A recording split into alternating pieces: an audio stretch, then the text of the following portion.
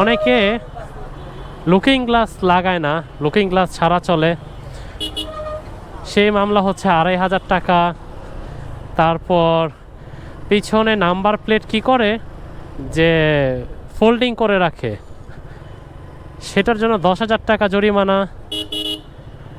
তারপর হচ্ছে অনেকে কিন্তু আরেকজনের নামে গাড়ি চালায়, যে আমি গাড়ি নিছি, নাম ট্রান্সফার আমি এখনো করি নেই।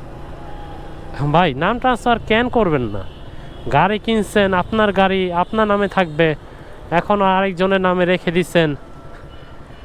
তো এত টাকা দিয়ে গাড়ি কিনছেন কিন্তু বাকি টাকা দিয়ে নাম ট্রান্সফার করতে চান না, তো তাদেরও বলি যে আপনাদেরও 10,000 টাকা জরিমানা যদি এরকম হয়। আর এখন তো অনেক বেশি স্ট্রিক্ট সার্জেনরা, তো কোনো ধরনের কথাবার্তা, কোনো ধরনের কিছু অসুবিধা তারা শুনতে ইচ্ছুক না। হ্যাঁ, তবে যদি আপনারা অ্যাকচুয়ালি কোনো সমস্যা বা বিপদে পড়েন যে কারণে হয়নি, যেটা রিসেন্ট হয়েছে বা চলার পথে বাসা যাচ্ছেন, তখন সার্জেন বলছে হয়তো বা যদি তারা সেটা মানে, যদি তার যদি ইচ্ছে হয় তবে, নয়তো বা এগুলো যদি তারা টের পায় আপনি ইচ্ছাকৃতভাবে করছেন, তাহলে কোনো রিকোয়েস্ট করে মনে হয় না কিছু হবে।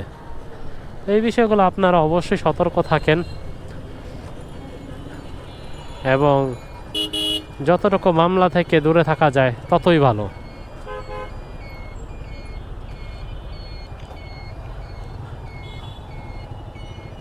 সোজা দিয়ে জ্যাম, শাহবাগ দিয়ে চলে যাই, পুরা জ্যাম।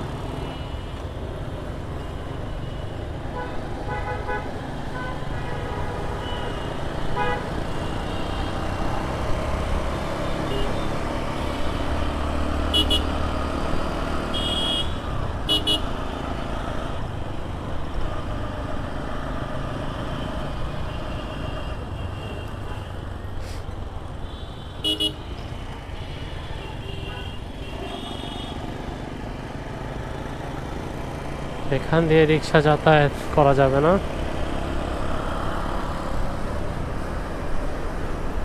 এই পাশে জ্যাম।